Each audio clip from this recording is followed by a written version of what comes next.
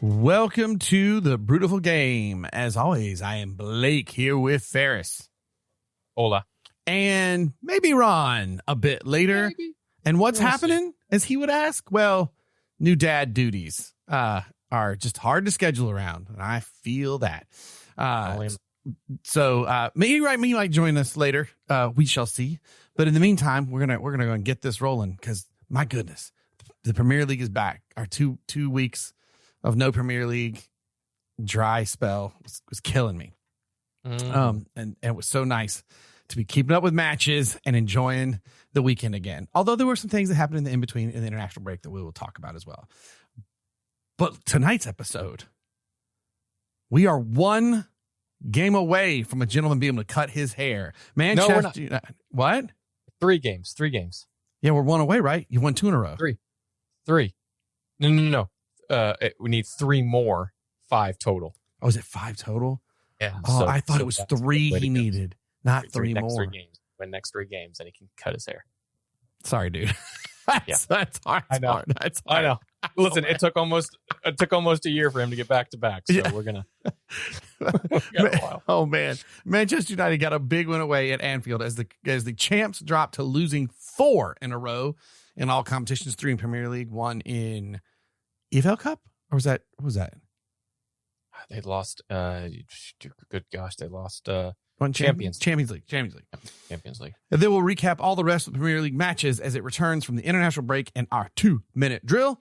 Then as the halftime whistle blows, if he is able to join us, we'll have the I like my meat red, but not my cards. And the Aussie is gone. Because of Ron, or because of us, Ron. That's how I want to end that. Ron will share with us all the news that's fit to drink and yet another edition of Ron's Beer News.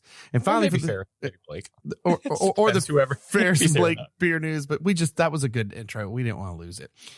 And then for the second half of the pod, we'll check in on how the U.S. men's national did during the international break. We'll also look ahead at some of the upcoming midweek Champions League fixtures in this week's version of the LeagueA's Roundup. But first, our beer. Ferris, I've gone old school, and I am quite excited because I have what I think is the best Oktoberfest beer of the year. It's so good. I decided to, I think I told you guys, went to the Later Krantz, this German society here in Pennsylvania, their Oktoberfest when Oktoberfest kicked off. Awesome day, such good food and stuff. And they had several, and they have a lot of different, I think Hofbrau and a couple other I always screw this up. Weinsthofen. It's Weinsthofen? Yeah. I don't know if I'm saying that right. Yeah. Sorry, German folks. But I tried the Hofbrau Oktoberfest beer and I thought it was really good. And I feel like I've had it before, but there's something about it right now that is just hitting the right spot. So I have the Hofbrau Oktoberfest beer. Importantly, I have it for the first time in cans. This is a new thing for them. It is a 6.3% by volume. If you go to the Hofbrau site, by the way, their history is really cool and you can click on it. 4 centuries of brewing history, once a ducal, then royal, now state owned. It's had many forms of leadership over its 400-year history. So you can go to the website and check it out now. But their style for the Oktoberfest seasonal, special Bavarian hops and malt variations are the key factor for the arguably most famous beer in the world. The perfect balance between the toasted malt sweetness and fresh fruity hop flavors causes a dangerously high drinkability for this full-bodied brew, the taste of Oktoberfest. And I think I'm a convert. I just do Oktoberfest and love every season, trying to find the one that hits me just right. And I thought it was the Weinsthofen, if I'm saying that correctly. I don't think it is. I think it's this one. This is flipping so good. And just ridiculously good. So I'm very stoked to have this beer. It's Hofbrau. We've had them before. I wish I could send you a can right now because damn, it's the best Oktoberfest I've had of the season. That sounds good. I don't know if that was, I thought maybe it was one that I had. I had the Paulaner Oktoberfest the other Right. day while I was watching the Kleisen. It's Kleiser. How do I say that? Anyways, well, very nice, my friend. I do not have an Oktoberfest. I to be honest with you, I didn't properly prepare, so I'm gonna have a repeat beer, but a beer that I just recently got, because from a buddy of mine who used to live in Atlanta, Georgia, working on some productions up there. But every now and again, he'll go back and he travel around and he brings back, because he knows it's my favorite, and also because he's a Liverpool fan. So I want to thank him for bringing this beer back. But Tropicalia from Creature Comforts Brewing in Athens, Georgia. A favorite. You may have seen it on some Marvel movies before. But just as a reminder, it's an IPA. ABV 6.6%. Tropicalia is a balanced, soft, and juicy IPA. Hop aroma of citrus and ripe passion fruit leads into a full fruit-forward hop flavor that washes over the palate and ends with a subtle bitterness. So thank you, Mr. Jared Ross King, for not only the 3 points, but also for this awesome beer. What? We were just texting back in between, forth in the game. And he was like, "Oh, typical us," after the first 2 minutes. But anyways, thank you. I'm stalling because I started recording and realized I brought my beer down, but didn't bring my German glass stein and my awesome wife. I was like, "Are you out of our kids' room? Is she asleep?" That is a giant one. Where's the half liter? Oh, the smaller one. Oh my God. Okay. No, just use the giant one. Use the giant one, but you got to do me a favor. Just use the giant one. Let's go. You got to do me a favor. Yes. You got to bring one more can down. You do it. I'm gonna do it. You might as well. Yep. I'm gonna do it. That's awesome. God bless you. And thank you so much. Well, never mind. I don't think I can quite get. I mean, if I'm going to do it, if I've got a big giant half liter here, it's a Paulaner one. So Hofbrau, I apologize if you're listening to the pod to pour this into a big Paulaner giant stein, but whatever. Hey, it still fits the season there. Yeah, it does. Oh man, heck yeah! All right, I'll take it. You'll be all right. Yeah, this is gonna be good. I haven't used this in a while, so I'm doing the old T-shirt wipeout just in case. Because I'm like, wait, just get a little bit of that dust out of there. Get a little bit of a, just in case. Probably sat in a box. Oh God, my shirt's a little dusty. I haven't used this beer in a while. Did you find the other one? Oh, not Paulaner. Oh, not Paulaner. You're right. I screwed up. The other glass was the Weihenstephan. Okay, I'm good because I was gonna drink out of that liter. But my shirt just turned gray after I wiped the inside of it out because we've not drank out of it in so long. So I think I'll be okay. Bless you and thank you. You are very appreciated. Special appearance. Just so you guys know, if you didn't think the pod was planned ramshackle enough. We spent literally, we're gonna record at 9:00. It's now 10:05. It's 10:05. 8 minutes into this. We've been messing around. Technical difficulties and we recently, the last weekend run, and I moved essentially the studio in his second room because of a second child. They're gonna need that second room. So we moved the studio over to my place, and for the first week, it just sat in boxes and looked like World War IV here because there was just computers, things everywhere, and wires, and I didn't mess with any of it. And then Saturday, I kind of put it together, and it's the first time I've kind of hooked it up. We're not all set yet because obviously Ron's not here. But two, not all my monitors work. I don't have a docking station yet, so we're kind of. I mean, what I'm basically hearing is Ron has really planned well for his family, but not so much for us. And I feel a little slighted in that. Jeez, my Louise. God, what's wrong? I can't even tell you how dusty when I stuck my shirt down in that liter, in that freaking liter glass. I was like, oh no. I was like, I'll do it. Oh, I don't know if I can. Listen, last time we were on, we had ice in here. we don't want to add that dirt and dust in the beer. That's right. If you were wondering why we hadn't been on the pod for a little bit, that's why. We're trying to recover. We're still recovering. All right, now let's get into these beers. Right, so, I apologize, Hofbrau. It's not Paulaner yet, but I have a Weihenstephan. Weihenstephan? I'm so bad at that. Anyway, but it doesn't matter. You beat them out. I thought they had the best Oktoberfest beer. it turns out it's Hofbrau. Oh my God, it's good. So good. All right. Oh, that creature comfort you're drinking. That's the one that was in Endgame, right? Or Look at that pour. Butte Clark. oh my goodness. Man, if you can get your hands on this in the can, by the way, I mean, they always do their stuff fresh regardless, but buddy, this is like, to me, this is like the best Oktoberfest beer by like a long mile that I've had this season. And I don't know much will top it. I gotta get back to that German club and go join those guys for dinner as they invited me. I think I told you, I was like, you guys do like any Bundesliga club watching? They're like, no, do you want to start a club that comes over early? And I was like, well, maybe that'd be fun. Look at that, dude. Look at that crisp golden, awesome amber. Well, I guess it's more of a very gold. And look how clear it is. Really glad I didn't go with the old Stein that hadn't been cleaned, because good God, that would have been nice. All the floaties in there. And I a little behind the scene.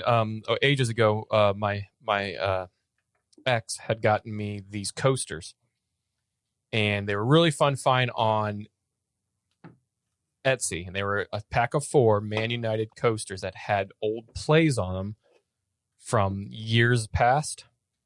And the one that I always have here at the desk, funny enough, is May of 1977, the FA Cup final, denying the treble to Liverpool. Manchester United 2, Liverpool 1, and the play is the green off goal in the 55th minute on this coaster. How fitting. I love it. That's actually pretty awesome. I mean, I don't know that I have ever been as excited as Ferris about a Liverpool loss in the history of my football watching. But I was. Yeah. Anybody that wasn't a Liverpool fan probably appreciated it, just because it kind of opens the title race still and helped out some other teams possibly. So yeah, it's good, guys. It's all in the interest of keeping things interesting. Sorry, Tony. And Jared. Sorry, Jay. And Jason. Or sorry, and Ross. We can just keep going now. Sorry, not sorry. All right, man. Here we go. Cheers, or better yet, Prost. Prost.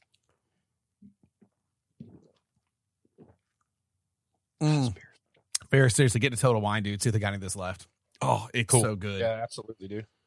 I will do it when I get back for sure. I love finding a beer like St. Bernardus's Wit. That's like, that's the perfect version of that style of beer. And I like different variations, but that's like the classic. Oh man, this Oktoberfest beer or Feist beer, I guess I should say Hofbrau. God, it's the best. And this creature Comforts Tropicalia IPA, just one of the best I've ever had. If it's good enough for Thor, man, it's good enough for us. You know it. All right. Dad bod Thor of all people too, actually. You know how long it's been since Endgame came out, dude? I don't want to know. I know. Somebody said, I went, well, no, it hasn't been that long since. Oh, yeah. Yeah. Iron Man was 2008, wasn't it? It's like, 2008? Yes. You make that up? Yeah. You serious? I'm not kidding you. And 2008, my friend. Endgame. The one that no. Iron Man. I said the first Iron Man was. Iron Man. Gotcha. Yeah. Okay. Yeah. I was about to say, there's no way that one did. Yeah, okay. that was 2008. Endgame was 2019. It's 2005. That one sounds. It's 2025. Flying cars, right around the corner. Yep. And this October, it's going to be Back to the Future's 40th anniversary, and we just did Jaws. I think we surpassed the year that was on in Back to the Future 2. I think we just surpassed it. Yes, we did. Years. I don't see no flying cars. No, man. No Mr. Fusions. See Cybertrucks. What do you get Cybertrucks? They don't exactly fly. No. All right. Well, let's get to it. Like the big match conversation. Oh, yeah. Despite all our difficulties, look at that. We're starting right when we're supposed to on the old timesheet. Liverpool 1, Manchester United 2. Yesterday, for the top match of the weekend, Manchester United traveled to Liverpool, where instead of 2 minutes for the fastest goal of the Premier League season thus far, man, 2 minutes. Big Brian Mbeumo slotted home the opening goal past the Liverpool net, or the minder in the Liverpool net. For Allison, it was Gyogi Marmadashavi. Did I say that right? Sure. I mean, Allison being gone is that's a big deal. And that's how the first half ended. 1-0 with United and Liverpool trading chances and post shots throughout. Now, I was at work and I looked down and saw that went, I wish I hadn't even seen that score line because it's the halftime. I'm going to get excited. It ain't going to stay that way. It's Liverpool. There'll be 2 goals in the 93rd minute or something. But that was not the case. The second half began the same way up until the 78th minute when Cody Gakpo hit from the post 3 times. He had, that dude just owned the post several times. And he finally slided one home for Liverpool's first to tie up the affair, to which then I saw that and went, oh, God, if they could just hold on to the draw, that'd be great. That'd be great. But I'm not going to get too excited. Then it was the one. The only. I wish I had some 2001 Space Odyssey music playing right now. Yeah, right. The big slab head of the Harry Dino Maguire, who sent the United away support and the millions of United fans watching into absolute bliss with an 83rd minute thumping header to the corner. United were able to hang on for a 2-1 big win on the road. And not only had Liverpool their 4th loss in a row in all competitions, but also United and Ruben Amorim's first back-to-back victories in the Premier League since that he has taken charge. And we ask, how big was this match for each club? Ooh, okay. Let's twist it. Okay. Is this a bigger match for Liverpool or Man United? A variation of that question. Yeah. I think probably United, just because of what United's been through, not only the past few seasons, but since Ruben Amorim's been there, and in the past 9 seasons, because we haven't won at Anfield in that long. I think I'm wearing the last kit the last time that we did, which was in 2016, I believe. And it was a Wayne Rooney single goal the last time. So probably United, because it gets the monkey off the back of that. It gets 2 wins on the bounce now, coming before the international break, coming out of the international break. Defensively held well. I cannot tell you how much I am in love that we have a goalkeeper that can catch the damn ball. The man looks like a goaltender. He's big. He's strong. He has hands that are massive. And he catches the ball. Well, he looks like he just knows what he's doing in goal. Not to sound like one of those old guys watching a football game. We're going, just wrap up like coach told me to. Yeah. Just do the basics. But that's all he did. Just the basics, man. That's all he did.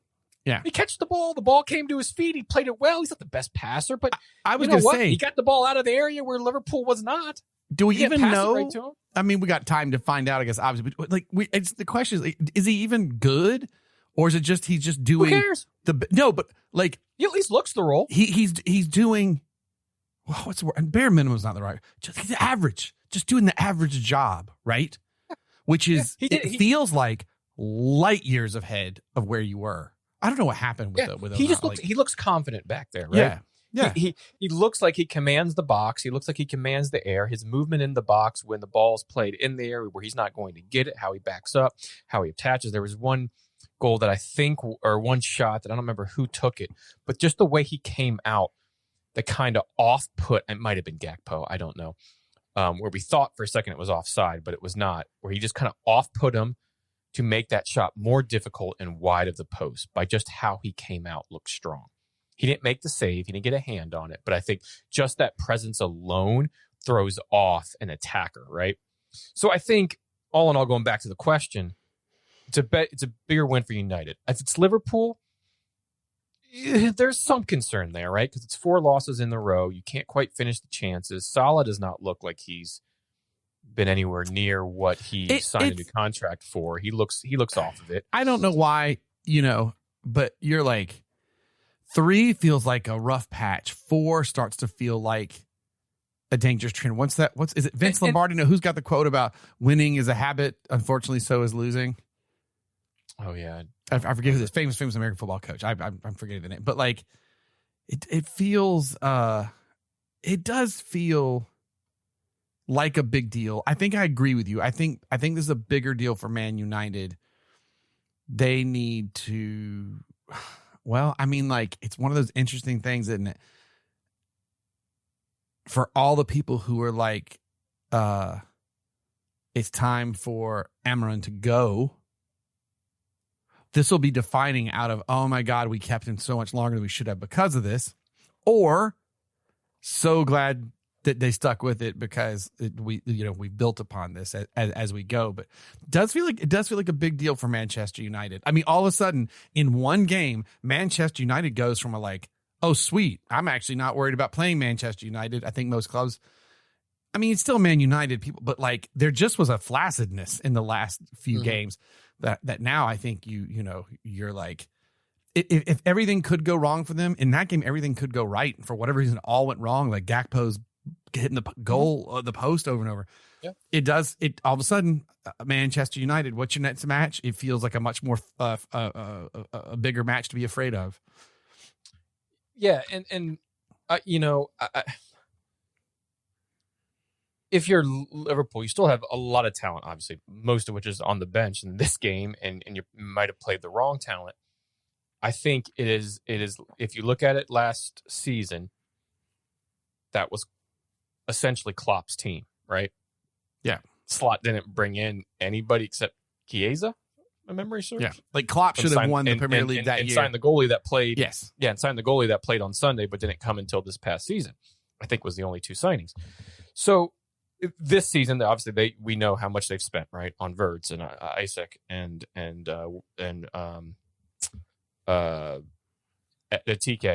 and all these players, and I think it's figuring out the rotation.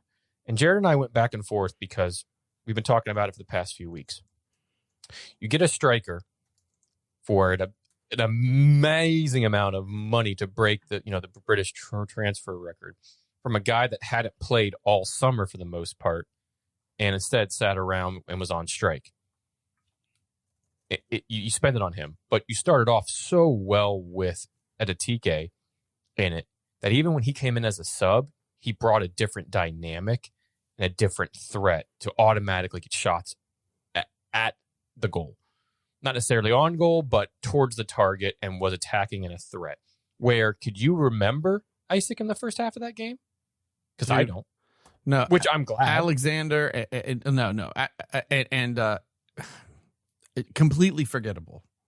Yeah. So it's he's having to play around with the bloated squad in a way and figure out what's the best dynamic and what's the best. And do you have to sit Salah now? You might have to if you want to play Isaac. Do we want to play TK off to the right? Sit Salah, have Salah come in as a sub. You might have to do that because he has not looked great. I believe he had, besides their goalie, he had the joint worst rating in the match between Isaac, him, and Liverpool's goalie. They were the three worst rated in Salah match. And Salah, Isaac, and it was Martinelli 5.4, Isaac 6.3, Salah 6.4 according to FUTMob. So, I think you look at that. You look at their defense. Should that money for Isaac, and again, something that Jared and I have been talking about, kind of going back to what I was saying, is should that money have been spent on a center back, additional defensive support? So that's what's nuts, because you got a team that, opposed to an attacker like that. You got a Liverpool that doesn't have a problem scoring typically. So, I mean, you have to. Salah ain't going to be there forever. So I understand the throwing down for like Isak or Wirtz, but maybe it's that you get one of those, and as you said, you really look at your defense in the back, right? Right. I don't think Wirtz is a terrible signing yet. I get it. He has 0 goals, 0 assists, and the 007, that kind of whole thing that's going around in 7 games. This is now 8. He came off the bench and he looked bright, but didn't. Because here's the telling thing: their goal, they've scored 14 goals. Liverpool. However, their goal differential is only a +3 because they have shipped 11. Because they have shipped 11, and the defense doesn't quite look up to it. Van Dijk doesn't quite look. The next team caught up to speed yet. The next team that has 11 is Chelsea, and then you have to go all the way down to 9 and 10. United, Man United, and Brighton, they have 12 and 11 that they've shipped respectively. So yeah, that's a big deal. That's definitely not the Liverpool. Also the way that they've lost these games, right? Yeah. The past 2 games, they fought back to only either tie or go up in the match to then lose the match. So they were down, had to fight back to get back into it with a tie and or go ahead to only then in the end of the match lose the game. Did that with Palace as well. I would say it's that way too. This is why you can't like look at and again, now this is, you can't look at it like a in such a tight microcosm, because even admitting, we're just saying, they lost 4 in a row. That's 8 games. There's still 30 left to go in the season. That's a lot to play for. But, we look at the first, 4 games of the season or so or whatever them, and you're like, man, these guys are champions, because no matter when the chips are down, they still come back at the very end and they win. And champions do that. And now the story already shifts to, hey, let's go back and look at those games. Did they get really lucky that they're not looking at a couple more draws or a loss because they had to do that at the end of the game? Yeah, I don't know. Do you know what I'm saying? As well, I think, there's that saying, when your luck kind of runs out, where they were getting those late goals. They did have to come from behind to get a couple of late goals. And it looked like they were going to do that in this, but then as soon as Gakpo finally put it in the 78th, it was off of a set piece, a corner, I believe, that kind of got played out and then played back in, where Maguire got his big head on it, and that was only 6 minutes later. Away at Anfield. Yeah. It's not like it was at Old Trafford with the crowd behind, but behind again, them. That's shipping 11 they goals. Gave that up at home. But shipping 11 goals 8 games in for a team that was like,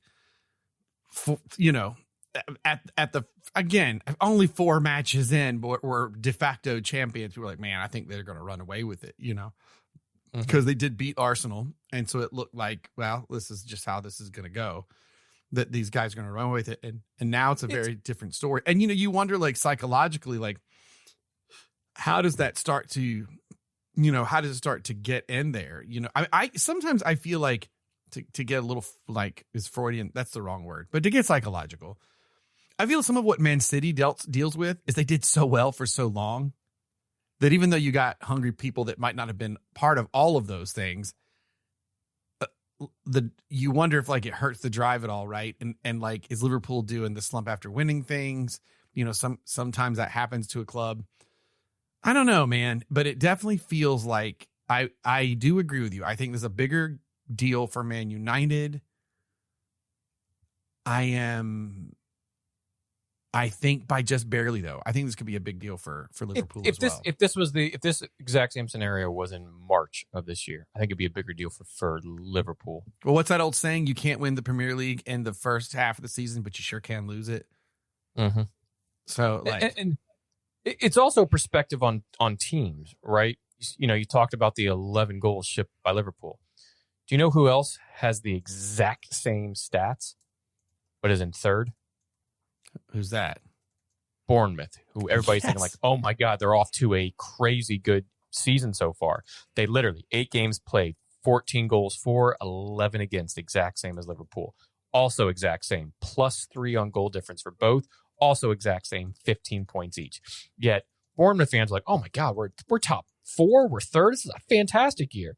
And Liverpool loses a few here, and it's like, oh, fire slot and this, that, blah, blah, blah, blah. It's take it in a microcosm. It's only 4 games. That's why I think at this point it's a bigger result for Man United to get just to build up and get that off their back for the past many, many years. Where Liverpool, this is foreign, right? They haven't lost 4 in a row since the Brendan Rodgers era. I know that's a heck of a stat, right? But it's a little bit. It's a little bit in the way that they have lost that kind of gets you worried, especially after a summer where you've spent over 500 million. Or that you just said it, dude. That's the thing, right? Like Arsenal's getting some stick over Gyökeres not putting 12 goals in yet, but where are they sitting, right? And also Gyökeres was 68, 70. Do you know what I mean? Compared to over 100+ mil. Yeah, but there's also ancillary moves that they made that have seemed to gel and fit well into Arsenal's team. Where right now, Verts has looked good, but has he fit well? Kirkes playing that back position. Liverpool fans and everybody's like, is Kirkes really up for it? Because he hasn't looked great. Etitike is probably your biggest, brightest star that you brought in, but he was on the bench in this match. Yeah, I mean, they won they beat Burnley by getting a penalty in the 95th minute. Yep. And so I'm like going back and looking at the matches they won. The 100th minute goal against Newcastle. And Newcastle and Burnley both got reds in their respective matches. It is a little interesting to look at, huh? The big one was Bournemouth. They did beat them 4-2, but Bournemouth scored 2. It certainly looked, surprising to us, the season that they're having. I don't know, man. Yeah, all the goals definitely come late. Even the Champions League, right? Atletico Madrid, they beat them in the 92nd minute with the Van Dijk, with the first 2 goals coming early from Robertson Salah. I don't know. It like you said, there is a bit of worrisome, I think, looking at it. Their best game was against Everton. They scored 2 early and hung on.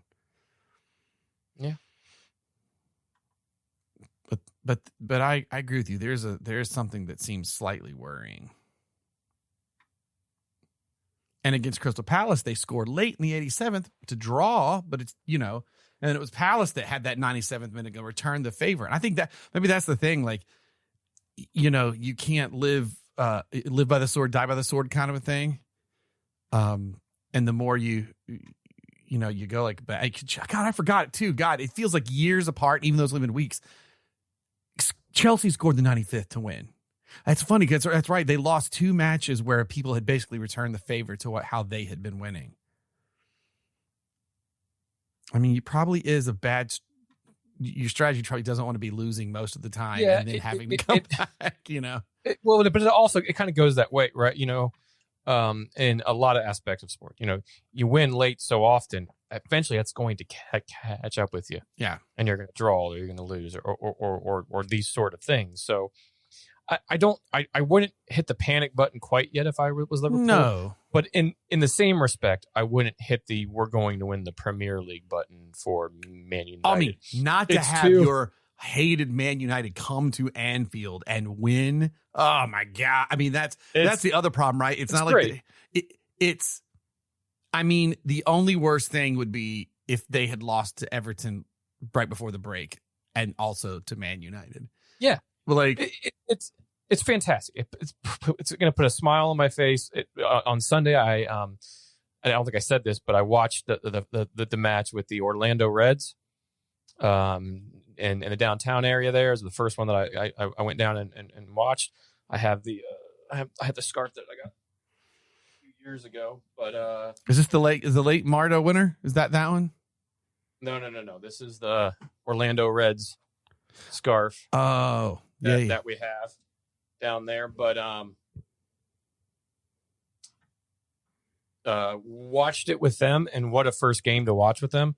My word, it was absolutely just incredible atmosphere. Obviously, with the early goal from Big Bry to that late Harry Maguire winner. We took I'll have to share a picture that we took at halftime with everybody out there. So that's the has it always been the Orlando Reds?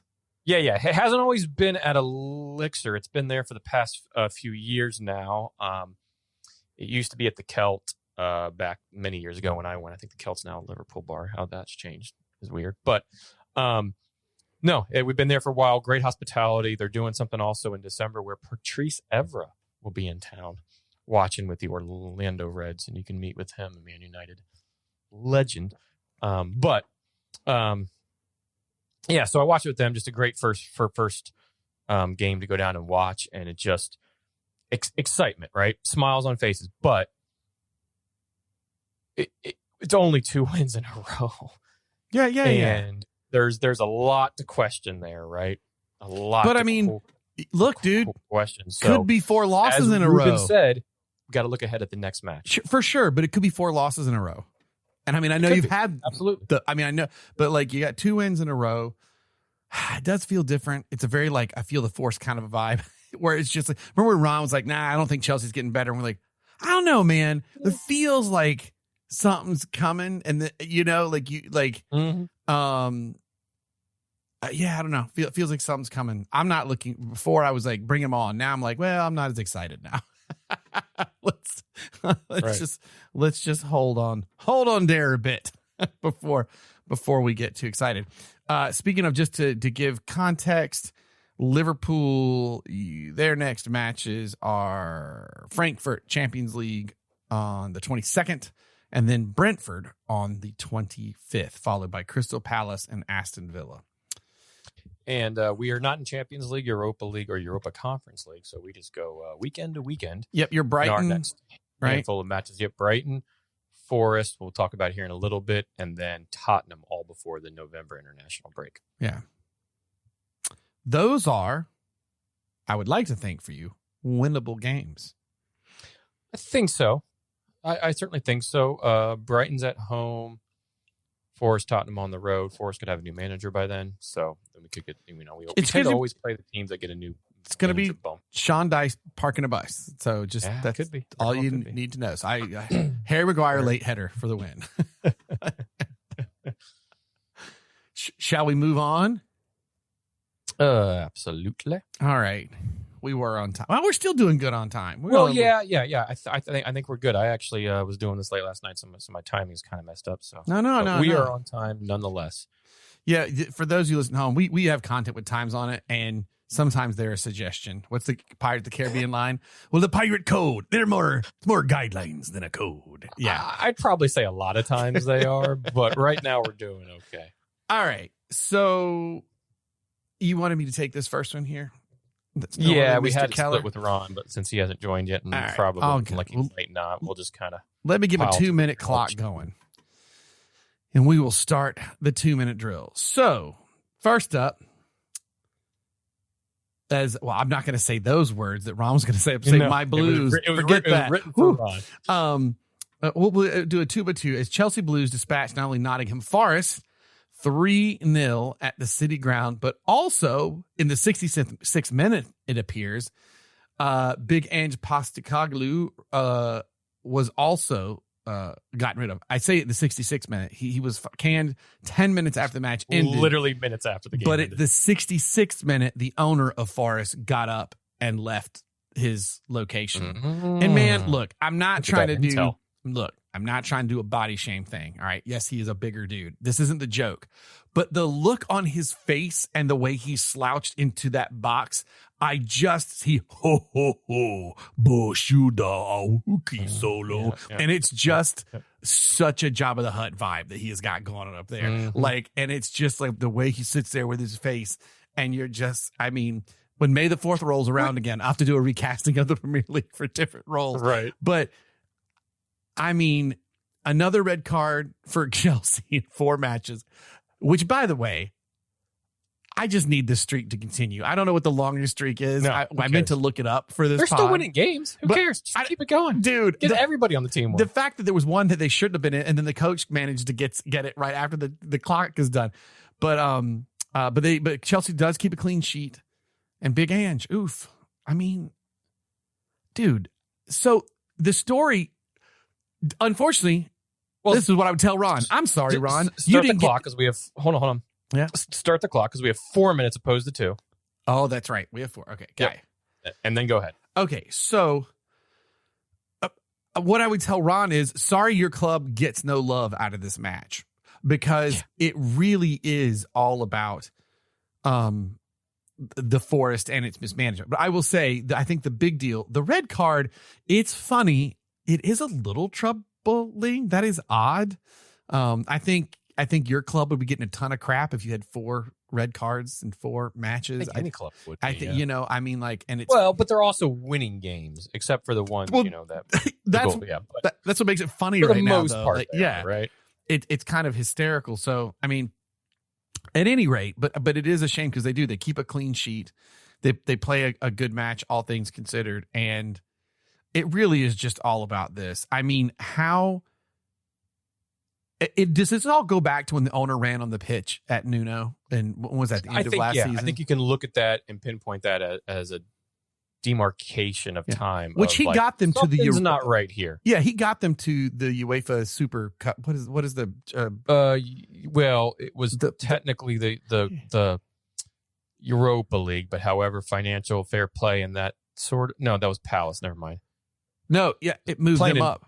It moved Palace down. So they're playing Forest up, right? That why no that yes that oh the hell yeah didn't it yes I think that either moved Forest or Villa up, but either way they're playing in the Europa League now. And listen, Big Ange lasts 39 days. Winless in 6 matches or something like that. He's the second manager, only behind Big Sam, in the least amount of days to be sacked. But I think it's not so much on Big Ange, not so much on Nuno Espirito Santo, because I think it really comes down to Marinakis and how they've gone about this. Nuno should have never been sacked. I think that's just poor mismanagement. So Nuno, you knew going into this match that that if Ange didn't get a result from this, he was going to be termed. That was widely reported. And then you don't even waste time, and you're less than 10 minutes after the game. But he also, remember, already worldwide. Why not can Nuno? You're putting him in a bad situation to begin with by making it so well known that if you don't get a result, you're going to be sacked. When you fought so hard to get him in and sack the other guy, it's just mismanagement. And Forest have a good team. They're playing it. But here's the problem. But here's the problem. We still would be saying this was stupid. But he ran on the pitch at Nuno, and there was all this crap because he was mad that they lost, and they didn't have the guarantee of getting into the Europa League, right? They were down below, and then because of whatever transpired between, I think it was Crystal. Anyway, I apologize for not even remember. It shifted Nottingham back into the Europa League, but they were going to be in that championship. So they had gotten into Europe. So there were problems behind the scenes between Nuno and the owner. But they fired Nuno on September 9th after the season had started. They had the whole summer to be like, if I don't like him, I just want him gone. And do it before the season starts. And maybe you get an Ange then who actually can work with the players before the season starts. But to fire Nuno September 9th, getting rid of Ange within less than 40 days, you don't look decisive. You're just an idiot. I mean, don't be wrong. Falling out of the Premier League, that's a lot of money. Ange has won a European Cup, though, and you're in one of those. I don't know that Nottingham could pull that off. But we seriously were having conversations last year about, wow, man, Nottingham could really build on something. And instead, from mismanagement, if they stay in the Premier League this season, they'll be relegated next year. Do you know what I'm saying? It feels like a just absolute 0-0 moment for Nottingham Forest. I love when you just shake your head. Sorry. I'm annoyed at this one because I liked plucky Nottingham. Try to contain myself. Sorry, did you play the sound? I didn't hear. Oh, I did play the sound. Sorry. Was it quiet on your end? Yes, it was quiet on my end. That's right. Okay. Take it away. Wait. All right. Wasn't Danny Welbeck and the Seagulls dump a deuce on Newcastle on the South Coast as Welbeck's braces enough for a 2-1 win. Good win for Brighton, but Newcastle just can't seem to get out of first gear this season. No. It was nice Danny to have... Welbeck still scoring goals at the ripe age of 34. Still scoring goals for Arsenal. It's great. We appreciate you. Newcastle just, Nick Voltemeyer has been great for him. Keeps getting a goal in every other game here or something, but can't seem to get points. Oh, I screwed this up entirely. Can't seem to get it. I apologize, Ferris. This was yours. This was mine, not yours. Sorry. Yeah, I mean, Newcastle, now I'm just tired of saying it. What 3 years running Hey, man, they can be dangerous.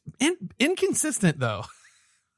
Yep. So, And they're still dealing with injuries, but still, they're not hanging in. They're not putting up points.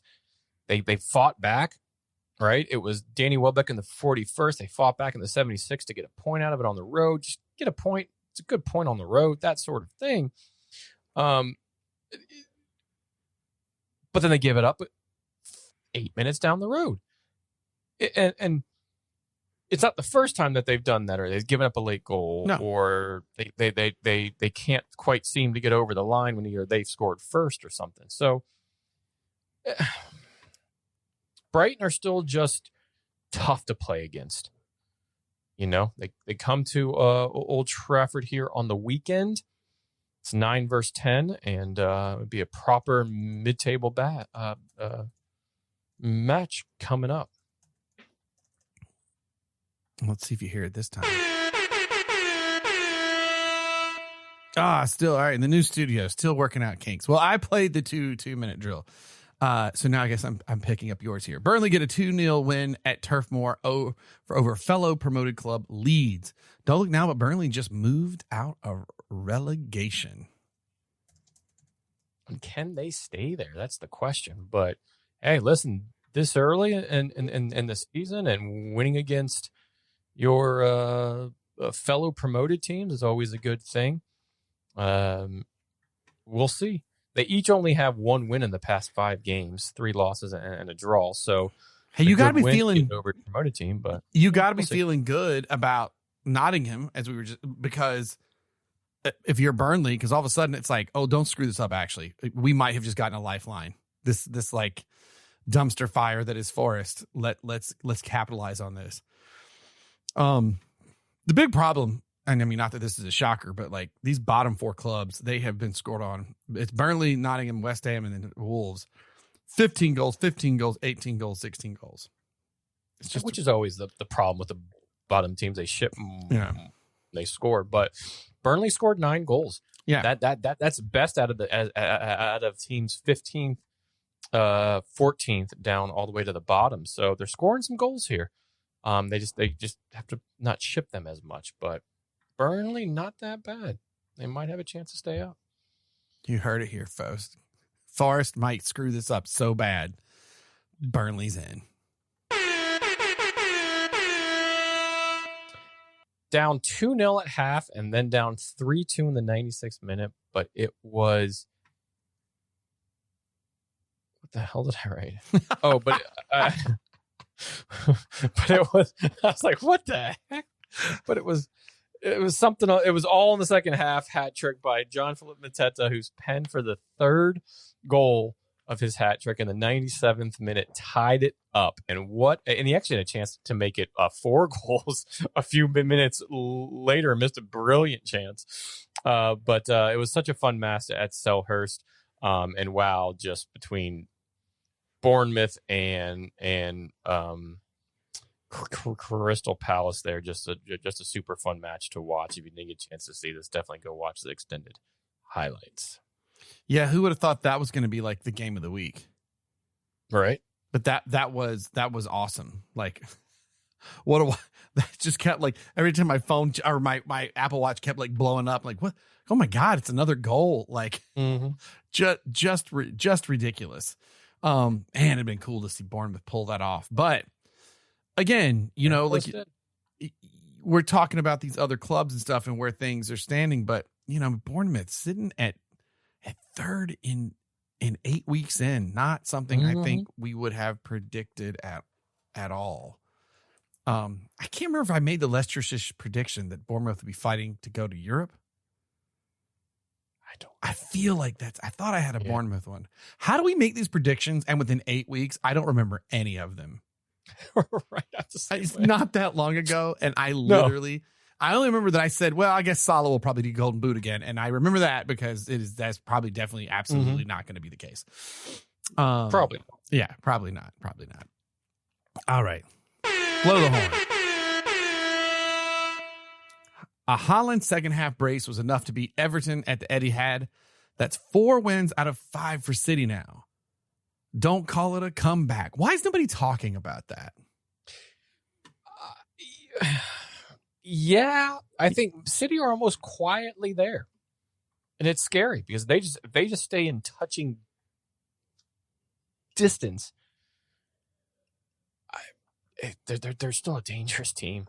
Yeah, Still a dangerous team, and they're only 3 points behind the top right now. So I think and only the more they stay in it. And remember, they almost got away with the win at was it at Arsenal or at Etihad? But they're just quietly still there, and the more they quietly still be there, the more you almost either forget about them, or until it becomes February, you definitely remember that they are there. and also like only one off on the goal differential. So I mean, where are they sitting at right here as far as I hadn't checked what they're. Yeah, right now Arsenal and City by a mile have some of the best like goals against. Arsenal with 3, Man City with 6. So oddly, Sunderland as well for 6, and that's a stat. I mean, Manchester City. Well, I think Arsenal, Man City at this point, they have the most well-rounded teams probably that you're kind of looking at on any given small injuries here, there, whatever. So I don't know. That's yeah, I don't want to think about them. It's been nice not thinking about them, and then they've slowly just like creeping up behind, and I don't like that at all.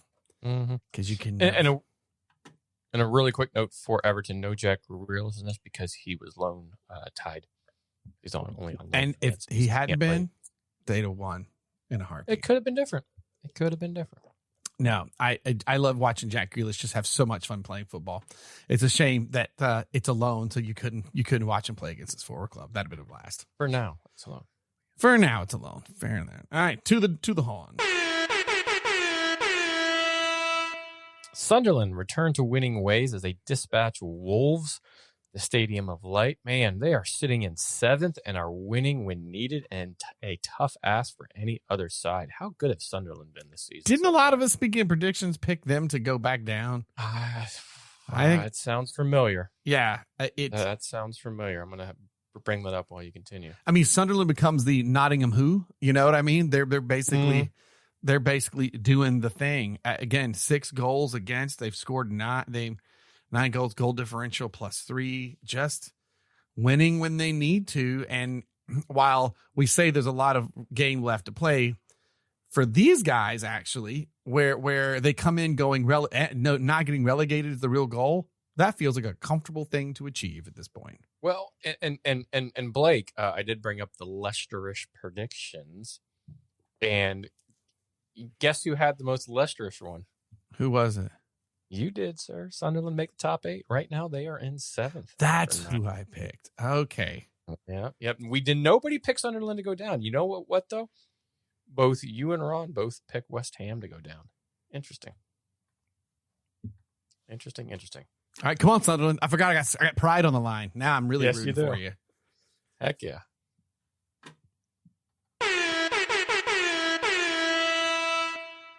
Boom. All right. As I try to switch tabs desperately quickly from my audio. Arsenal do it again from a corner as they win a tough one against London rival Fulham. Top of the table by 3 points. My Gunners keep finding a way to win. Actually, I mean, I think I would phrase this one differently than that. I would say this was a pretty boring win. But I like it. Look at the 3 points. Yeah, and instead of excitingly playing to where there's sort of this constant nerve wracking, there's just sort of to go to Fulham and let's see, Trossard, another sub. So many goals from substitutes in Arsenal. I think Trossard many goals off corners as well. Yeah, I think Trossard is the 10th goal scorer for the Premier League season so far. It's something like that. So yeah, makes sense. I mean, good possession, held onto the ball. And right now, Arsenal has only been scored against 3 times, 8 games in. By far, it's certainly the defense that is. Yes. Arsenal are very hard to score on, and I think that is one of the main things why they are currently positioned. I think as long as they stay fit, that they definitely have the back line, the goaltender, all of that to well. And here's the thing: have a proper go at the title, because right now I think they are the odds-on favorite to win the title. So, and they have not stayed fit. There have been injuries, but they've been able to cope because of signings. Well, they've yeah, made, Odegaard in midfield, Gabriel Jesus up front. You're not. I mean, yes, Odegaard's the captain, but between Zubimendi and whatever his name is that came in last year, the Spaniard, you have coverage there. Mikel Marian or whatever his name is. Marino. But yeah. You're right. They just haven't had injuries to that defensive back line as much that is going to hinder them. So, and Arsenal are the favorites as of now. Odegaard out for weeks. He's going to be a bit because it was an MCL thing. Picked that up just before the international break. Yeah. Right? Hincapi was a new guy that has may come back soon, and Madueke is actually who I would really like to see to come back, but he's another going to be out for a few weeks because right now that's a loss. He was looking very good, and especially I feel like the Odegaard and Madueke types are, and even Havertz who's still out. This is hurts the Champions League stuff, hurts the EFL stuff. To be able to rotate around and have these guys. So, I'm a little worried. I forget where Havertz's potential return is. Maybe November. Yeah. So. But hey, look, it's funny that the corner peak, or what is it? The corner FC talk has stopped, even though they've done a lot of set pieces goals, because, well, you don't get picked on as much when you sit at top with it, I guess. Yeah. So there that is. Aston Villa shocked Tottenham after they scored early to come from behind. After Tottenham scored early to come from behind to win 2-1 at Tottenham Hotspur Stadium. And Villa are now undefeated in their last 5 in the league. Have Emery and squad turned a corner on the season? I think they have. I think they have. Yeah, they got some Europe games coming up, but they're finding ways to win games, and they're getting some goal scoring finally. That's what kind of eluded them in the first several games of the season. So, only 9 games in to win the last 5. They're slowly creeping up the table. Yeah, looking to be honest, looking dire as it started. And it was a big woof, man, is this really going to all fall apart? To now, as you said, it's looking good on the bounce, and that bounce is still going. That's a good win against Tottenham. I did reach out to our buddy Mike, call and said, hey, good one. I'm always happy to celebrate a Spurs loss. You know that. He said, I bet you are.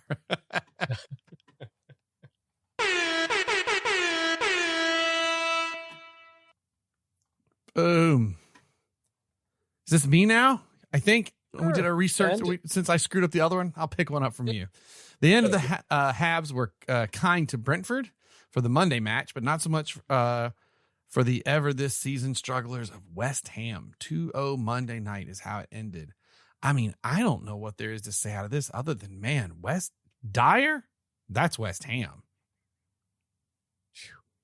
That's... Yeah. They just don't look great. They don't even look they're trying, man.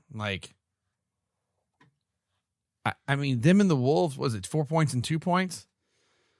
But they've had 18 goals scored against them. Gee, I mean, they've had the most. God, and they have the worst goal differential too, the -12. So I mean, oh man, I just don't see any way that West Ham and 18th and 17th might be interesting as the season goes. But man, I just tell you, I think West Ham and Wolves, I don't see this changing much as the season goes. Yeah, I don't either. I think that's going to be about all she wrote.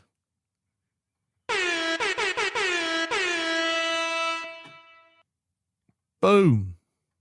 All right. Have you noticed this little update on the browser? You have to double click the tab to go back to it. It's making me insane because I keep clicking it once, thinking it's going to switch. So if there's weird pauses all over this episode, that's me going, son of a, get back to the content. Yes, Mr. Ferris, you had something you'd like to say? Since Ron's not here, may I do Ron's beer news with a substitute teacher and Ferris beer? Yes, a substitute teacher in for Ron's beer. He'll blow the halftime whistle. All right, sub. All right, sub. Wheel out the VCR and the TV on the cart, and then just put the feet back. Yep. Just relax. No. The reason why is that I actually have up on my screen. Do you know what happened? This past month, I should say. I don't know exact dates, but the last few weeks here. Was it Great American Beer Fest? Was that? You are correct there, Blake. It was the Great American Beer Fest. I'm not like Ron. I don't have the stats to tell you all of that, but many of hundreds of thousands of beers judged. The list is long in terms of who won gold, silver, and bronze in Denver, Colorado there. Kind of just throw a little bit of states out there. We'll start with Florida. There were 5 different winners coming out of Florida. One from the Orlando area, right down the street. Silver, the Toboggan Blonde Ale from Ivanhoe Park Lager House. Won silver in the golden or blonde ale category. By the way, folks who like craft beer, if you go to greatamericanbeerfestival.com, what is so cool is you can go to the winners section and you can search by state, by style. It's so great to be able to see what's going on around your area. You can even download a list of PDF of all the people that won. Also in Florida, you had 2 golds. You had White Goblin. Oh, that sounds good. It's a Belgian-style wit beer out of Matthews Brewing Company in Lake Worth, Florida. I've never heard of them, but man, I definitely want to try that. 1 out of St. Pete and 2 out of Tampa. The 1 out of St. Pete, I definitely want to try this. Saison de Blanc Vert, Green Bench Brewing Company, for silver and the Brett beer category. And then the Beer House Beer Company, which I've been to before. It's in like the Ybor type area. Quite good. I haven't been there in a while. But they won a gold for the beer named The Dark, which is a Munich-style Dunkel. Doesn't that sound good? That does And sound then they good. also won a bronze for Bub Light, which is a Saison beer or Belgium-style table beer. It's Beer House Beer Company in Tampa, Florida. Coming home with a few. If you want to go over to PA where you're at there, Blake, whole slew of stuff, a lot of bronze here, but certainly made the podium. Wallenpach Brewing Company showed up for sure. They're out of Howley, PA. Where exactly is that from you? Howley's a bit further. All these look like they were Western PA. Well, they cleaned up because they won silver with a beer named Kroon. It's a Belgium-style strong specialty ale. They also won bronze, Cracking Wise, which is an awesome name. 3 hours north. That's it. Oh, there you go. Yeah, it's up toward the Poconos and stuff. Wallenpach Brewing Company, Howley, PA. Not near Scranton-ish. I'm heading that direction. Okay. But bronze for Cracking Wise. It's a German sour ale. And then they also won bronze for Cracking Wise with raspberry and the specialty Berliner style Weiss. Some of their other ones out of PA there. Penn Oktoberfest out of Pennsylvania Brewing Company in Pittsburgh, PA. Dortmunder or German style Oktoberfest beer that won bronze. Cedarlands Warehouse Brewery out of Pittsburgh as well for a German style alt beer, one Archive Alchemy alt beer. And then out of Allentown. You know where Allentown is? Yeah, I know where Allentown's at. I ain't too far away. East side of Sober. And that was from McCall Collective Brewing in Allentown. A hoppy, non-alcoholic beer category sponsor, Ladmend. Now that's closer because that's only about an hour and 20 from me. So that's a brewery I can get to quite easily. Go. You try a nice hoppy, non-alcoholic beer, and they took home bronze. East side of Sober. I like the name of that. Can I give a shout out too? Because I last year this time I was in Connecticut, and though I did not live there for about a year, I did enjoy how many breweries were around. They do not have a long list, but one of my favorite breweries there in Cheshire, which is one of my favorite towns in Connecticut, Cute little town, kick-ass little diner that does hot dogs that was from the 50s that is just slamming, dude. Anyway, Counterweight Brewing Company, one of my favorite ones there. They got gold and modern classic for their American style lager, which is a really good beer. Nice. Do you know the state? And I'm going to purely take a guess at this. I have no fact besides just clicking on the state and scrolling through. Which state had the most winners? It's got to be California by just population, right? I think so. Yeah, I think so. You can scroll for days. The only that I would guess would be tomorrow, but to look at Colorado. Ooh, that's close. Looking at the list, Colorado's close. Yeah, but you click on California, you're scrolling for a while, and I have my monitor going up and down, and I'm still scrolling. So, now that I've gone back, it's quite long. Yeah, I haven't clicked through all the states, but it's looking like that's going to be the state that brung home the most silverware, if you will. I like looking at the stuff that, like, if you keep scrolling down to at the champion breweries, overall breweries, and they do like the 7 to 250 barrel breweries like Zeus Brewing and Poughkeepsie. Mm-hmm. But if you're looking at some of those and stuff, like Third Eye, I don't know if we had them on the pod, but I've had their beers. I've definitely before. Heard of it. Yeah, out of Cincinnati, Ohio. But cool to look because, keeping an eye on some of those. Sometimes you end up seeing these guys, these beers, Brewery Group and Brewer of the Year. Yes, I was just looking at that. Allagash Brewing Company. Where is Ron? Oh my goodness. I know. One of his favorite breweries. So, that's pretty cool. They also do Cider Maker of the Years, Pro Amateur competition winners. So you got the Fritz family brewers. Oh man, see, it's so fun. This is the kind of stuff I really want to go experience at some of these things, like these smaller brewers and stuff, and like that. Like, beer's interesting right now. Maybe when the season's done and we've got a chance to talk. Like when we started this pod, much like the birth of the Brewtiful Game came out of like much like craft beer. Craft beer brewery boom, almost, right? If you will. But like out of the, like they both came out of a nobody likes them or knows about them, like soccer, and people were starting to get into it, and it was like, we'll introduce beers and try to have a soccer conversation. And it's wild since 2016 how much, how prevalent the information to soccer, how much it's covered. And the same thing with craft beer, to the point with craft beer now. I mean, with the exception of pork slaps and stuff from whatever Butternut Brewing, you kind of have to find a bad beer, or you are trying something so weird, like a brewery doing the Cookie Puss thing where you're like, this is probably going to be weird or whatever. But it's hard.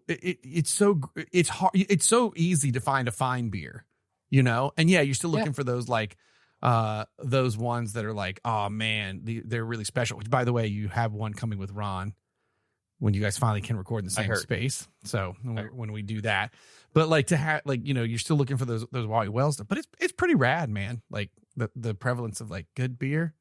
It's nice, man. Good beer, good soccer, good friends. Isn't that one of our mottos or something? That sounds glorious to me. Shall we get over to the next part? Yes, real quick to end it. You can head over to greatamericanbeerfestival.com. It already has the dates up there for 2026, which will be in October again. But as Blake said, just an awesome site. You can kind of view everything there. Yeah, if you're looking for new stuff to try, it's such a great, like, or you're like, I got a work trip or a vacation to Virginia or wherever. Exactly. You just click that. I'm going to California tomorrow. I'm already down the list trying to look and see, And you can click by year, winners in 25, winners in 24. So you can go through and like make a whole beer trip itinerary off the whole thing. And that's been your Ron's beer news with Substitute Ferris and Blake. with your cool substitutes. It's all right, kids. We're just gonna talk. We're gonna learn about life today, man. Life. Man. Speaking of life, PowerPoint, turn on this VHS. Let's go. Let's go. And in life, sometimes you got to crack a whip for the LeagueA's Roundup. Well, and we're going to go slightly out of order here. We'll talk about the U.S. men's national team to end the pod. Okay, switch it up. I was going to say, we were going to go there first. I'm going to switch it up because I didn't have on here. I kind of forgotten. I'm fair if I kind of wanted to forget. But the Dirk Leischen, I have no clue if I'm saying that correct, by the way. So please. But basically, the German Classico. The German Classico between actually 1 and 2 in the table, Borussia Dortmund and Bayern Munich, taking place at the Allianz, so at Bayern Munich. And it was Bayern Munich 2-1 win over Dortmund. Kane and Michael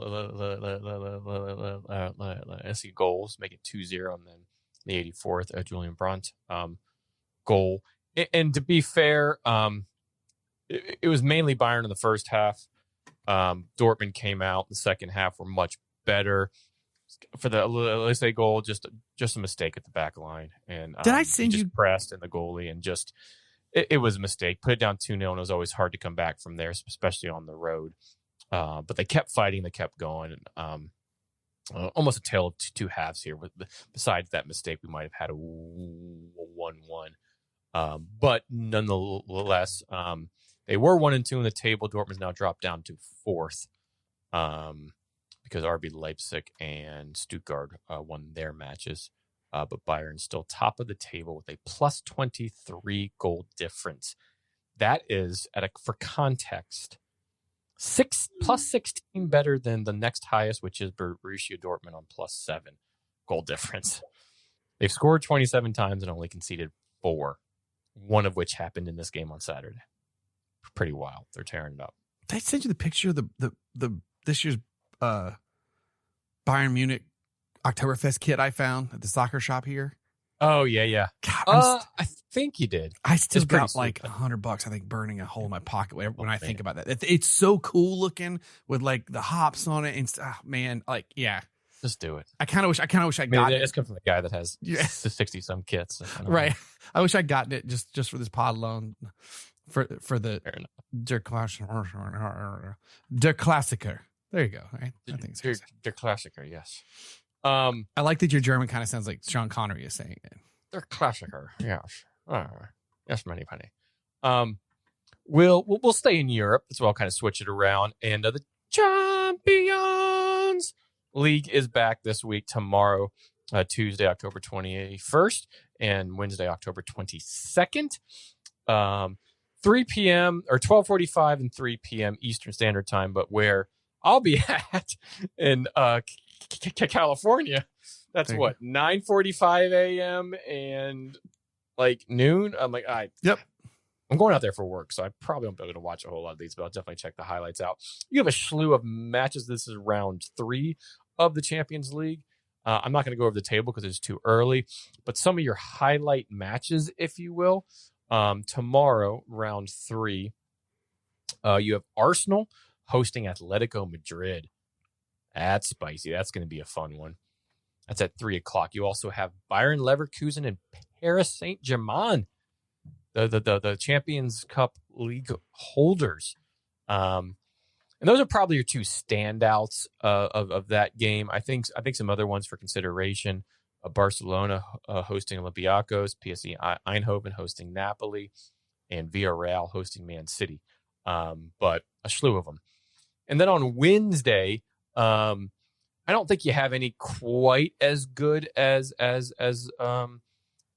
Bayern and PSG and Arsenal, Atletico Madrid, but you do have one that certainly stands out, and that is Real Madrid and Juventus. Real Madrid hosting Juventus, who I believe Juventus just got slapped with another under investigation by UEFA for some financial issues that they've had. That's definitely probably out of round 3 as probably your tie of both match days here. Real and Juventus, but some other ones on that Wednesday, October 22nd. You have Eintracht Frankfurt hosting Liverpool. You have Monaco hosting Tottenham Hotspur, Chelsea hosting Ajax, Bayern Munich hosting Club Brugge, and Sporting over in Portugal hosting Marseille, which former United player Mason Greenwood on the weekend just put 4 past their game in France. Who did they play real quick? Le Havre. He put 4 goals past Le Havre. So that one should be a fun one. But Paramount Plus, CBS, you can watch all the Champions League matches. Again, it's only round 3.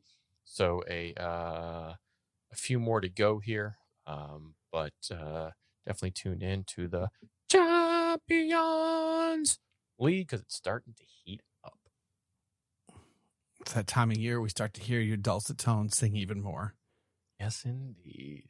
I got the fancier mic back, so hopefully it sounded even better. All right. So that was Europe. Let's head back over to the States where we just came out of an international break. And honestly, a pretty good window from the men. A 1-1 result against Ecuador and a 2-1 result against Australia. You go, oh, that's not the stiffest of competition. En contraire. That is better than playing St. Kitts and Nevis and Trinidad and Tobago and teams that we normally play. Both of these teams are top 25 in the FIFA rankings. You had Haji Wright, who scored a brace in Australia, and you had Ecuador, who beat the likes of Brazil, who beat the likes of some heavy hitters in CONMEBOL and already qualified for the World Cup. And you had Florin Balogun, who by far was the best player, I think, on the pitch that night against Ecuador. 1-1, you had to fight back an early Eder Valencia goal. And last time you heard of him, he was probably playing for West Ham. And then you had a Flo Balogun goal there in the 71st, and they held on to a 1-1 draw. And then in the Australia game, they went down early, fought back. Haji Wright started, played extremely well. 2 very, very well-taken goals. A little bit of concern here as Pulisic went out this game with a knock. He'll be out a few weeks for Milan, but it doesn't seem to appear to be anything too serious. Also, who got the start in this one, Christian Roldan of your Seattle Sounders got the start and played very, very well and added 2 assists to that one as well. One of the things coming out of this window that I think is interesting is, yes, we see the likes of a Pulisic back. We see the likes of an Anthony Robinson, a Tim Weah, a Weston McKennie. You're still putting in some players like James Sands, Mark McKenzie. You're kind of giving some of these a go. Aiden Morris played in the first game alongside Tanner Tessman, and they played very, very well, I thought. But he switched to this back three, this 3-4-3 with, in the first game, Tim Weah and Max Arston playing as your wing backs. In the second game, you had Tim Weah and our own here, Alex Freeman from Orlando City. That, I think this switching to this, which is becoming a very popular formation just in football in general. A lot of teams in the Premier League play this, including Man United, who have been bashed for it because they haven't necessarily played it that well. But I think for the U.S., this helped a bit because you had the really wide wingers wingbacks out that pushed defenses back, but also because of their pace and their kind of defensive acumen, were able to get back and defend along with the 3 center backs back there. But what I think that helped was it allowed the likes of a Christian Roldan, a Christian Pulisic in that first game to get forward and find more pockets of space within the box of the pitch. So essentially down the center of the field, in between the lines of the 18-yard box, right? It helped them to push in while you had these overlapping runs on the outside. And I think that was I don't know if Ecuador or Australia were necessarily prepared for this kind of switch, if you will. But I think it was a good switch by Pochettino to get results out of both of these games. Was a much bigger win on the filometer, if you will, than the last international break. And with only a few games left here, and only I think 2 international breaks left, maybe just 1 official. They have Paraguay and Uruguay coming up in November, and that's going to be a good one too because Paraguay is tough and Uruguay is tough. And Uruguay is ranked number 15th right now in the world, and we're ranked number 16. So that's going to be a fun one. But all in all, Blake, what was kind of your overall thought of the U.S. Men during this October international window. I mean, I just kind of got the vibe of I don't think it's look, now we see what Pochettino's doing necessarily. I think the jury is a bit still out on that. I'm not saying he isn't or has at this point. I think what you've got are players that have just now been playing longer under this manager or coach for a while. And there's that feeling of the team sort of coming together on a chemistry level. I mean, I know there's still changes and stuff that are, happening too, but obviously Pulisic hadn't been in for a little bit and, had been brought back in. By the way, I was looking that up. Like 3 weeks, looks like he might be out, with a minor hamstring tear. But yeah, it's kind of, it hasn't gotten me cautiously optimistic yet. I'm still below that. I'm not in pessimism levels. I'm not sure I don't have enough yet to feel good enough to go, I look forward to seeing us swing as hard as we can at the World Cup, which is really all I want. Right now, I'm still not, I don't know if it's going to come together. I guess that's where I'm at. I have a little fear that it's not quite enough time between now and the World Cup to get where Poch would like to get the group. Not a knock on Poch. Fair. I just think it's what it is. And when you talk of the change of system here with that 3-4-3 in a way, that changes also your possible selection for the World Cup. Do you go with that, right? Different than a 4-3-3 or 4-3-2-1 Yes. or 4-2-3-1, any of those type of things, because what you're looking for is you're looking for more defensive Swiss Army knives, right? Mm-hmm. You're looking for your Andy Robinson, who can play as a right back, but also play as a right-sided center back in a way. He did okay in this round. Your Max Arfstens, who can play that left wing back. I think he's a better left wing back than he is left back. So you look at a little bit center backs there. One name that's probably definitely going to be on the sheet is going to be Chris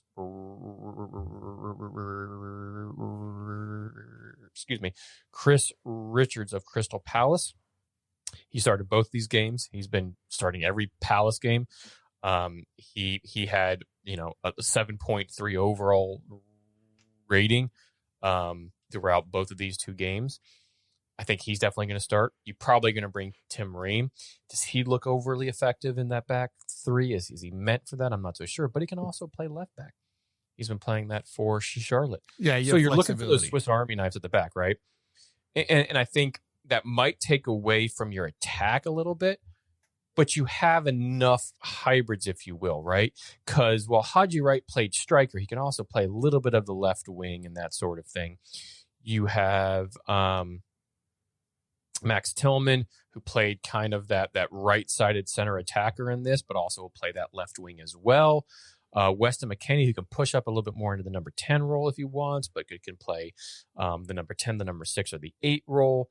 So it definitely changes your thought about who you're going to bring in. I think it's a little too early to say, hey, here's the starting 11 that we have, automatic names on the sheet.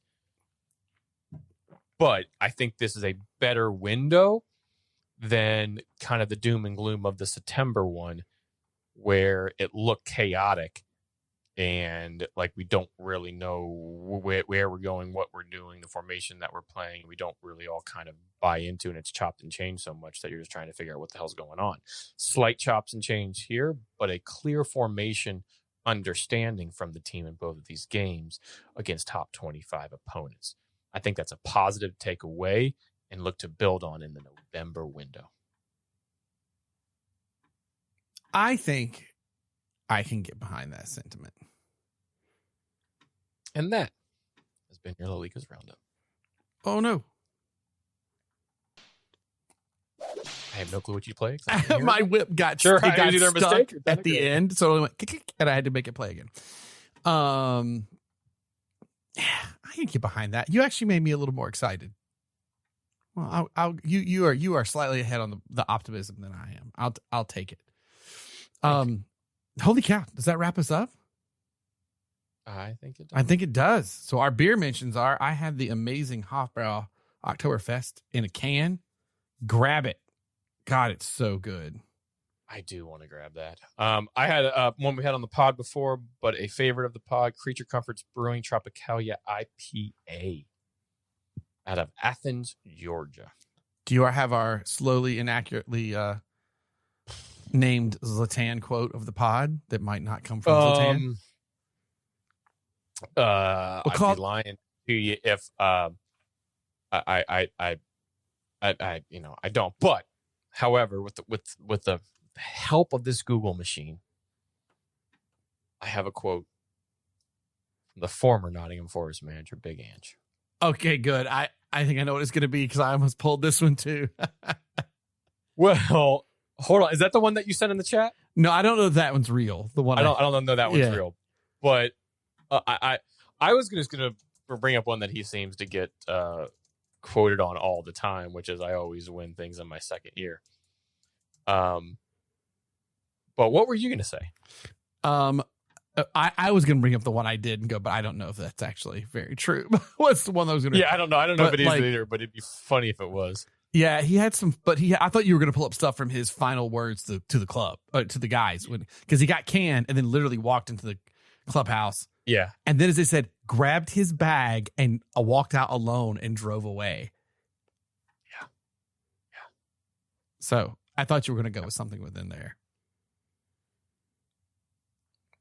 I don't have any of those quotes offhand. It was a quick, like, oh, I need something. Yeah, it was wild. If you kind of read some of the stories of different reporters who saw it go down, but didn't realize what was happening until, like,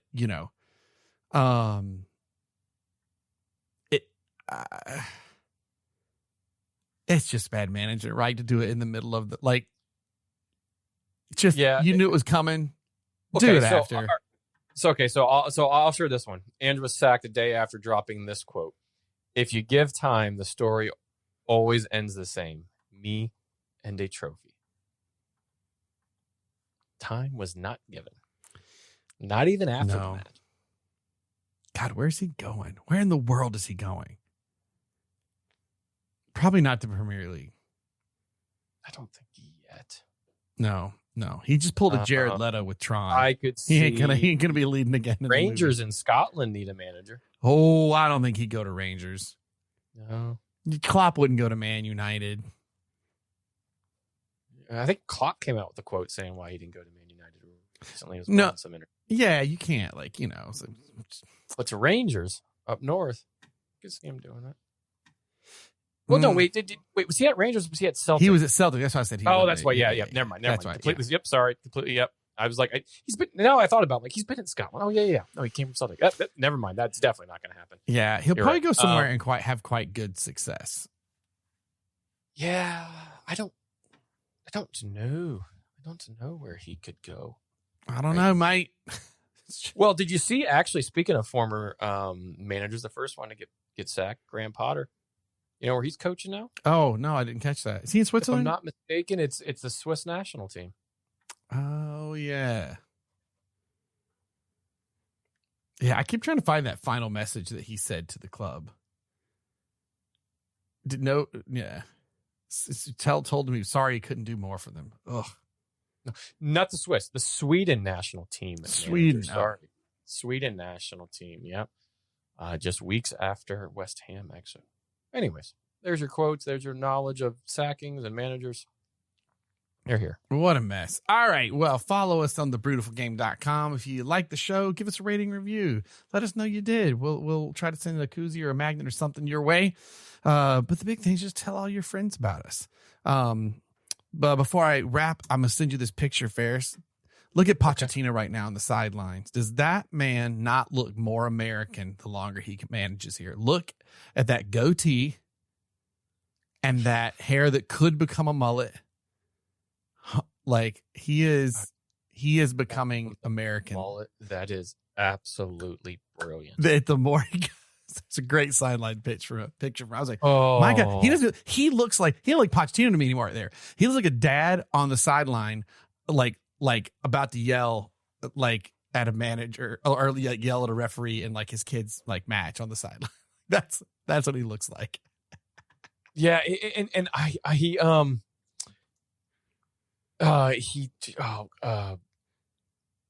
he looks a little bit like Leonardo DiCaprio in the movie that I just saw. Not the fantastic, by the way, but One Battle After Another. There you go. Yeah. Another. He looks a lot like that in that. If you were to give him some like some disheveled clothes or some clothes that you would lay around the house in or sleepwear, he's starting to look that way. If this man, this picture, put on a straw cowboy hat that had like an American flag bandana, you wouldn't even blink. Like that's I swear, man. Or if he had like a smoking robe on, but it was really disheveled. Yep. And he had like a what's the thing now that the vape in his hand, and he just kind of took a hit or two. Like that's what he's out there ripping cotton, man. Yeah, that would just be man. This is man. We're playing in Columbus here. That just made my day. Just playing. All right, Boulder, Colorado. And before we wrap, I will leave you with a story. As I used to work on haunted attractions and stuff, I've been trying to find fun things around here to go to. So there's a lot of farmland. So we took my kid to a haunted farm that had a haunted chicken house. Oh. And it was super scary. And it turns out, like, when you go in, it's like a seance because the chicken is dead. So it's haunted by a poultrygeist. But to get through the night, they have to bring in an exorcist.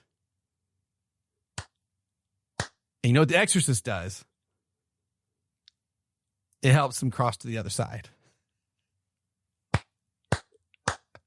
You're welcome. Early Halloween joke. I love it. I love the beer. Cherish the game. The Brewtiful Game. Prost. Prost indeed.